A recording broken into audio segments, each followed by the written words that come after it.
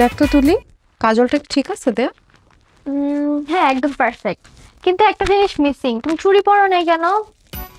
হাত দুটো খালি খালি লাগতেছে। এবার ঠিক আছে, সুন্দর লাগছে। তার একটু ব্লাশ। কিরে মিনু, হুম? আমার মেয়ে এখানে বসে আছে, তুই সাজতেছিস কেন? আজকে কি তোকে দেখতে আসবে? দেখতে আসবে তোর ভাগ্নিকে? হ্যাঁ, তুই কেন সাজতেছিস আমার বল। নিজে সাজলে বাপের নাম। এই সাজগোজটা যদি আমি আরো 5 বছর আগে থেকে শুরু করতাম, তাইলে এখন আমার অবিবাহিত হয়ে বসে থাকা লাগতো না। আমার কি কথা ছিল তোমাদের এই সংসারে থাকার? আমার এখন নিজের সংসার থাকতো, 4-5টা বাচ্চা কাচ্চা থাকতো। তা না, আমি এখন এখানে পড়ে আসছি। তোর বিয়ে তো তোর জন্যই হয় নাই, কম পাত্র তো তুই বাঁচিস নাই। তুই প্রত্যেকটা ছেলের খুদ বের করতি না? বিসিএস ক্যাডার থেকে শুরু করে বড় বড় ব্যবসায়ী কে তোকে দেখতে আসে নাই? তুই কি করতি? সবাইকে রিজেক্ট করতি।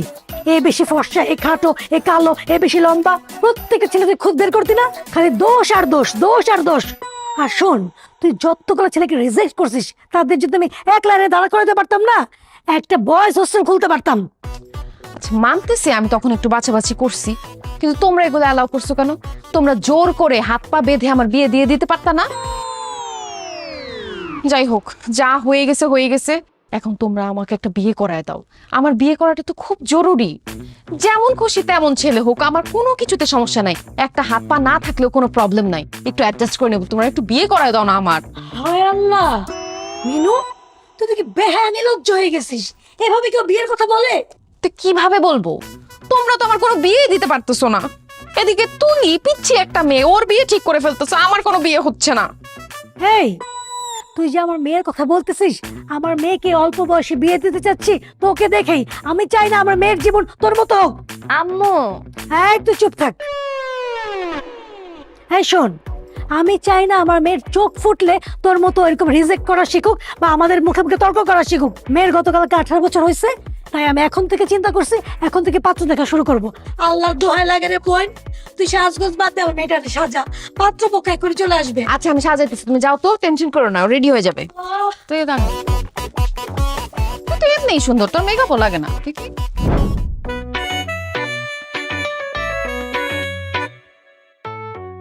এই যে একটু কিছু, মাশাআল্লাহ, একদম চাঁদের মতো সুন্দর।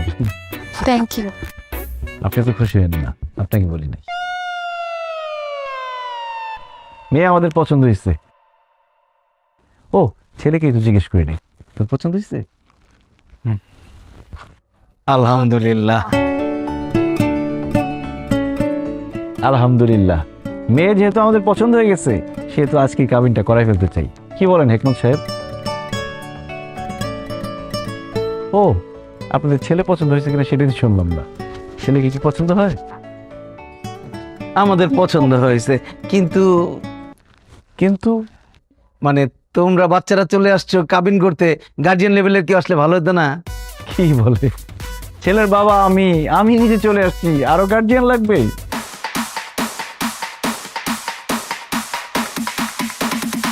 ছেলের বিয়ের জন্য বাবাই তো যথেষ্ট, তাই না হেকমত সাহেব?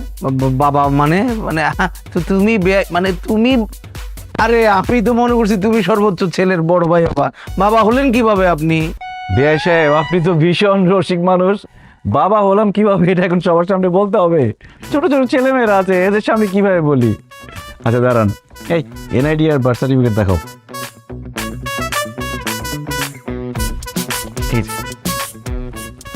আরেকটা আমার কাছে। এই যে আমাদের দুইজনের এনআইডি, আর এই যে আমার ছেলের বার্থ সার্টিফিকেট, দেখেন।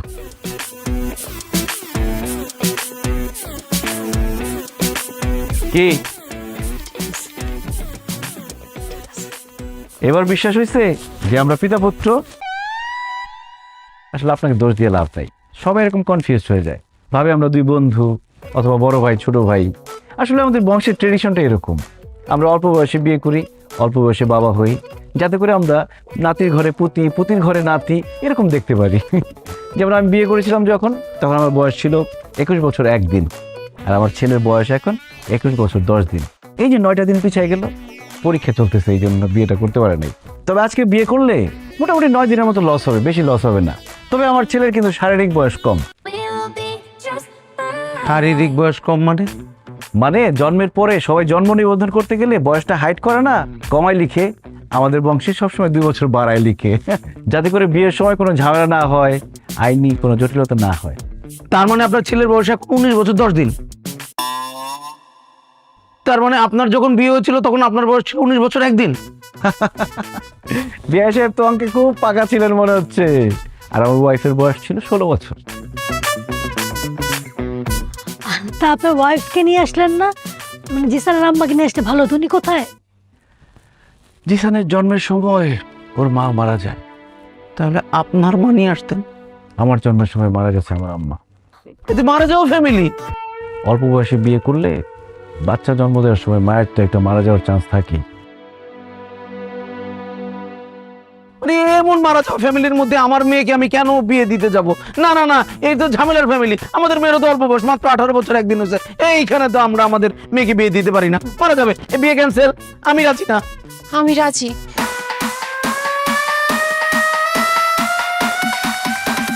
আপনি তো আমার থেকে বয়স অনেক বড়, আমি তো আপনাকে বিয়ে করব না।